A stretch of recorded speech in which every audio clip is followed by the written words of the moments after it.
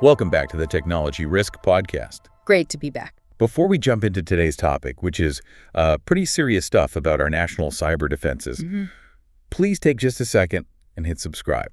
If you find what we talk about useful, subscribing on Spotify, Apple Podcasts, YouTube Music, wherever you listen, really helps us out. Absolutely. So today we're looking at something that, well, it's moved from a what-if scenario to a very real problem. America's cyber shield, CISA, basically powered off. Right. And the ripple effects that has, particularly for critical infrastructure and, big companies. Yeah, the core issue is the U.S. government shutdown hitting the Cybersecurity and Infrastructure Security Agency, CISA. That's actually worse this time, isn't it? It's like a double whammy. It is, because it's not just that CISA staff are furloughed. At the exact same time, a really key piece of legislation expired. You mean the Cybersecurity Information Sharing Act of 2015? Say it, 2015. That's the one. Its expiration effectively shut down the main pipelines for sharing critical threat intelligence between the government and the private sector. Just gone. And we're not talking about a small trickle of information here. The numbers are kind of staggering. They really are. That federal network, it typically pushes out something like over 45,000 alerts every single month. 45,000. To power companies, hospitals, banks? Exactly. And that flow of crucial, often real-time intelligence is now severely crippled, if not stopped entirely in some areas. Okay, so our goal today is pretty clear then. We need to unpack how these political decisions, these lapses, create real systemic cyber risks. Yeah, what happens when the governance fails? What are the actual threats that pop up? And maybe most importantly, what can companies and, infrastructure operators actually do to protect themselves when their main government partner is basically offline? So let's start with CISA itself being silenced. What does that mean day to day when thousands of these cyber experts are told to go home? Well, the immediate thing is just a huge hole in situational awareness. We saw this back in, the 2019 shutdown? Right, the GAO report. Yeah, the GAO found that 43% of CISA's people were furloughed then, and the direct result was delays in getting out urgent vulnerability warnings, patch alerts. Stuff that companies rely on to fix holes before attackers find them. Precisely. And think about it. These are analysts who might be tracking, say, a state-sponsored group actively probing networks, and suddenly they have to just stop talking to the companies that might be targets. You're cutting off the intel flow to the frontline defenders in private SOCs, security operations centers. Exactly. That's bad enough. But then layer on the expiration of CISA 2015, that's what turns us from a, personnel problem into a systemic failure. Because that act gave the legal cover to share the really sensitive stuff. Yeah. Classified intelligence. Yes. Without CISA 2015, federal agencies effectively lose the legal authority to share that classified or highly time-sensitive cyber threat intel with private companies in real time. And that's where the vulnerability really bites. Companies lose those early warnings, the indicators of compromise, the IOCs. Those digital breadcrumbs. Yeah, the fingerprints that tell you this specific attack is happening now. Without that, their ability to spot and react to sophisticated threats just plummets. And the reliance is huge. We found data showing, I think it was 62% of critical infrastructure firms count on those federal feeds as their main early warning system. Wow, 62%. So when that main source just vanishes? They're flying blind, essentially, yeah. Flying blind right when the threats are getting worse. That's the terrible timing part. Nation states are stepping up attacks. Ransomware gangs are more aggressive than ever. AI is starting to power new kinds of cyber attacks. And this is when the coordinated defense goes offline. It's like hanging a wide open sign for attackers. So this blind spot, it creates immediate risk for essential services, power grids, water treatment plants, hospitals. Absolutely. They depend on those federal alerts to spot new attack methods, new signatures, and patch systems before they get hit. There was that example, wasn't there? A regional energy company. Yeah, they actually admitted delaying patches for known vulnerabilities because they were waiting for the federal advisory to confirm the priority.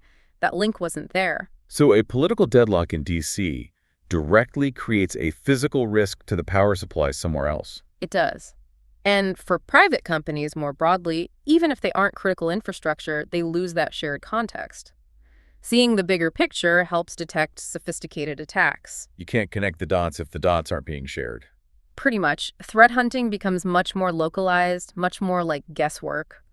And we know Intel sharing works companies and sharing networks are, what, 47% less likely to have a successful breach? Yet this situation basically forces non-cooperation because the government side loses its legal ability to share. Which brings up that bigger governance question. How did we get to a place where national cyber defense is, like, optional depending on budget fights? Yeah, shutdowns are political, but the threats don't care about politics. They're 24/7. Right. And the data shows the impact.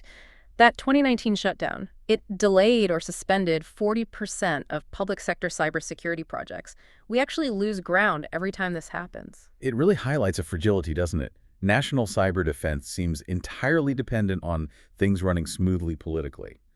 A missed deadline on reauthorizing a law can paralyze real-time defense against, global adversaries. It's kind of astonishing when you think about it that way. Okay, so if the government is effectively saying, you're on your own when we have these political issues, what do companies do? How do they build resilience when CISA is dark? Well, step one, and it's really non-negotiable now, is they have to stop relying solely on the federal government. They need multiple independent threat intelligence feeds. That sounds essential, but also expensive. What about smaller organizations? A local utility, maybe a community hospital? Can they afford multiple private intel subscriptions? That's a really fair point, and it does show an inequality baked into this failure. But the argument is the cost of not having that intelligence, the cost of a breach, is far higher. The numbers back that up. Yeah, firms using at least 2 independent intel sources cut their detection lag by about 35%. That time difference, that 35%, can easily be the difference between stopping an attack and facing millions in damages. It's becoming a cost of doing business, really. Okay, so diversify intel feeds. What else? How do they strengthen collaboration with peers if the main government hub is closed? They have to double down on the existing industry groups. Things like the ISACs and ISOs, the information sharing and analysis centers and organizations. So industry sharing with industry. Exactly. If the government channel is unreliable, the private sector has to get better and faster at sharing threat data directly with each other. Sometimes using, specific trust agreements to navigate the legal side. And then internally, technically, the whole mindset has to shift, right, towards things like zero trust. Absolutely. Zero trust is critical here because the basic idea is never trust, always verify.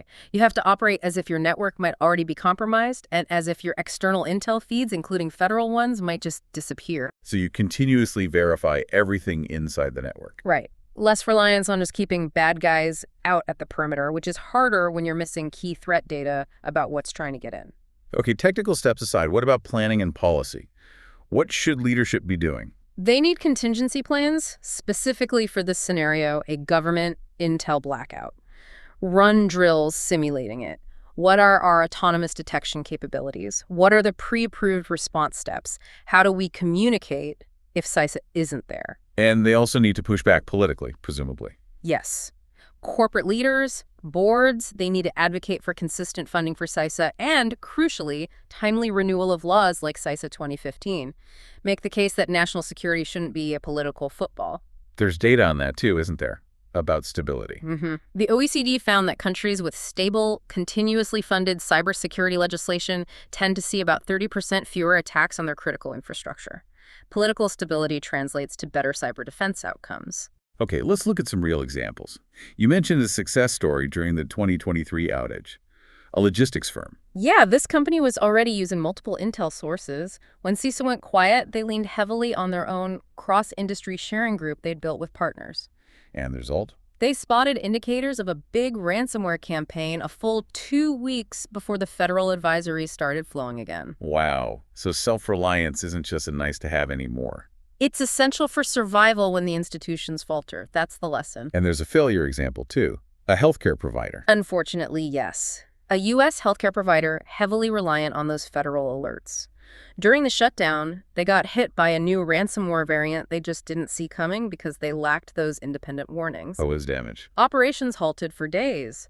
Losses estimated over $10 million. A direct consequence of that single point of failure relying only on the federal feed. So looking ahead, how do we fix this systemically? It can't just be about restarting CISA after each shutdown. No, exactly. We need to institutionalize resilience. There should probably be legislation making at least core CISA functions, their really critical threat sharing essential, meaning they stay operational even during shutdowns, like air traffic control.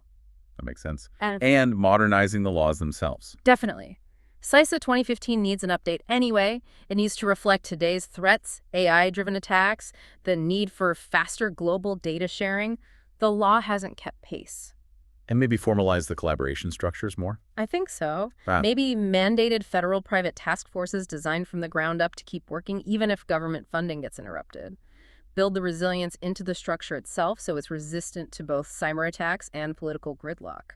Okay, so let's try and summarize then. Right now, with CISA partially offline and CISA 2015 expired, the U.S. has this dangerous blind spot in its cyber defenses. A really dangerous one. And the key takeaway for companies, for critical infrastructure, is you just cannot wait for politics to sort this out. True resilience means planning for both, the attacks and the institutional failures. That's it. Build your own intelligence, strengthen your private partnerships, adopt zero trust, and advocate for more stable national policies. You have to prepare for the system failing you. Which leads us to that final, maybe unsettling thought for you, the listener, to take away. Yeah. Cyber threats don't take holidays.